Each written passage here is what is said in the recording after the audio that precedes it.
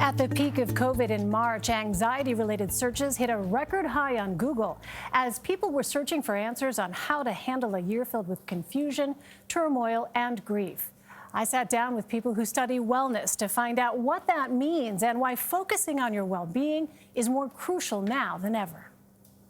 Nestled in the bucolic hills of New England sits the Mayflower Inn, the newest outpost of The Well, a New York City-based center focused on wellness and relaxation. Rebecca Park is the co-founder and CEO. We know how healing nature can be, and so to create an opportunity for guests to really go deep on their journey through overnight retreats and experiences, some of the signature treatments we've created are intentionally designed to take place in nature. Treatments like this, an outdoor massage under a canopy of trees. We created a treatment where the massage table is warmed with infrared heat, and so you're laying on the table getting this profound craniosacral treatment while looking up at the trees. So creating these kind of magical moments and experiences for people. Other services at The Well range from $50 to $600. Offerings vary from yoga and meditation classes to acupuncture to one-on-one sessions with a health coach.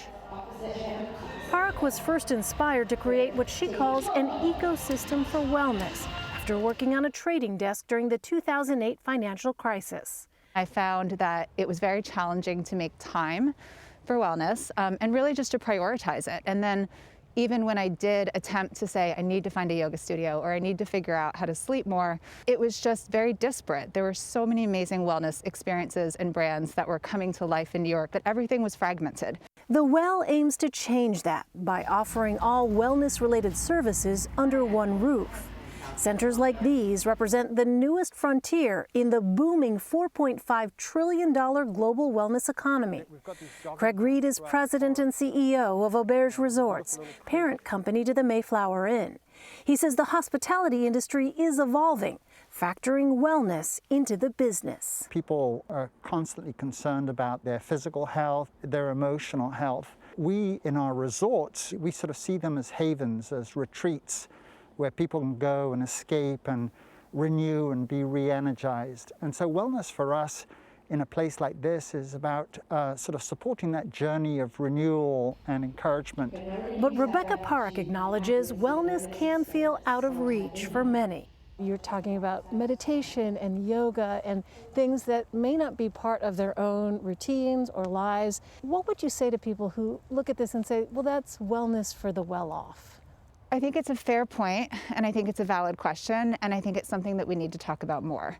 So I think, first off, I think as a wellness company, thought leaders in the wellness industry have a responsibility to advocate for policy and systemic change that makes wellness accessible to more people.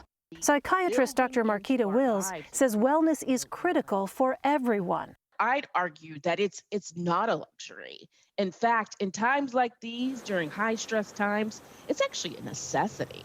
Because the thing of the matter is, if we don't take care of ourselves, it comes out. It comes out in other ways. It'll come out with weight gain. It'll come out with inability to sleep. It'll come out with being argumentative and irritable at work. So we got to take charge of it so that we can be our best selves and live our best lives. And Dr. Wills says self-care doesn't have to cost a lot.